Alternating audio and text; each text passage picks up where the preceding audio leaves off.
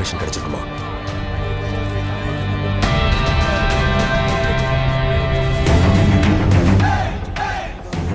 யார் இவன்?